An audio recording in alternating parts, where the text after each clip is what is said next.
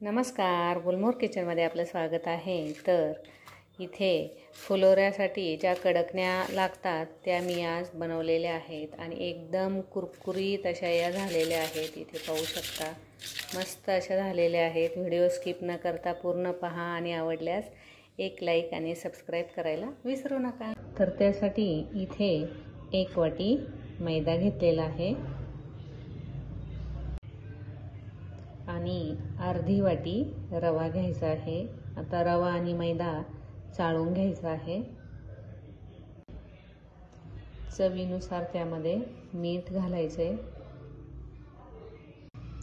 त्यानंतर एवढी साखर घेतलेली आहे, 4 चमचे मी इथे साखर घेतलेली आहे।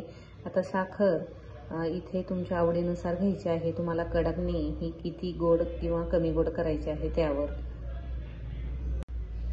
आणि आता त्यामध्ये दूध घालून घ्यायचं आहे।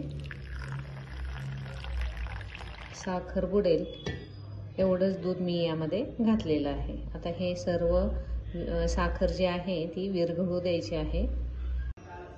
इथे आता हे सर्व हाताने मिक्स करून घ्यायचे। सुरुवातीला मिक्स करून झाल्यानंतर आता त्यामध्ये तेलाचं किंवा तुपाचं कडक हे मोहन घालायचं आहे। आता मी इथे 2 पळ्या हे मोहन घालून घेणार आहे।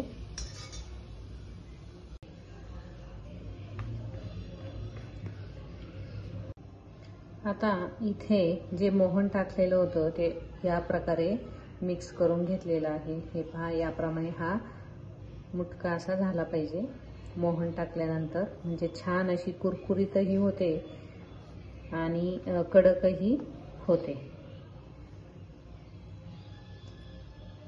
यानंतर आता जी साखर घातलेली होती ती व्यवस्थित अशी दुधामध्ये मिक्स झालेली आहे आणि इथे हळूहळू हे दूध या पिठामध्ये घालायचं आहे। जेवढं लागेल तेवढं, जर जास्त होत असेल तर तसंच राहू द्यायचं आहे आणि जर अजून जास्त लागत असेल तर दूध तुम्ही अजून यामध्ये घालू शकता।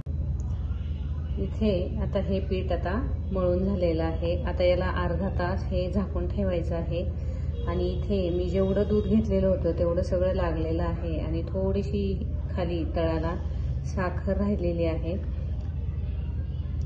एवढं असं शिल्लक राहिलेलं आहे। हे आता आपल्याला यामध्ये वापरायचं नाही, कारण व्यवस्थित असा गोळा मळून झालेला आहे। दुसरं दूध पण याला लागलेलं नाही। अर्धा तास आता झालेला आहे आणि हे पहा, इथे पीठ व्यवस्थित असं भिजलं गेलेलं आहे। आता याला थोडंसं आहे ना बत्त्याने ठेचून घ्यायचं आहे। आता हे बत्त्याने कुटून घेतलेलं आहे आणि खूप जर घट्ट तुमचं पीठ झालं तर थोडंसं यामध्ये दुधाचा शिंका मारायचा आणि परत मऊ मळून घ्यायचं आहे। आता याच्या छोट्या छोट्या अशा लाट्या करून घ्यायच्या आहे।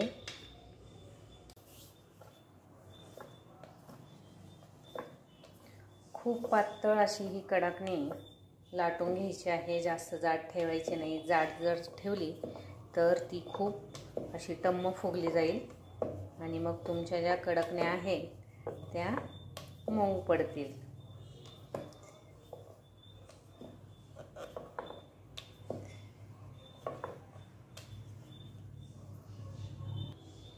हे पहा, या पद्धतीने एकदम पातळ अशी ही कडकणी लाटून घ्यायची आहे। आता इथे 5-5 ते 6-6 या कडकण्या करून घ्यायच्या आहे आणि चिमट्याच्या साहाय्याने याला थोड्याशा अशा टोचा मारून घ्यायच्या आहेत।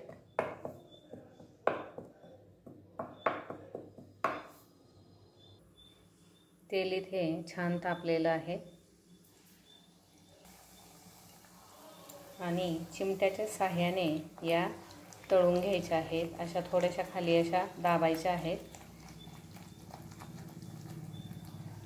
या पद्धतीने सर्व कडकण्या या तळून घ्यायच्या आहेत। एकदम फुल गॅसवर न तळता मीडियम गॅस ठेवायचा आहे।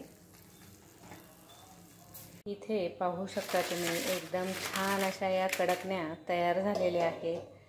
हे पहा, एकदम छान आणि कुरकुरीत आणि एकदम मऊ अशा या झालेल्या आहेत। हे पहा, एकदम छान अशा झाल्या आहेत। हे पाहू शकता तुम्ही, एकदम मस्त अशा झाल्या।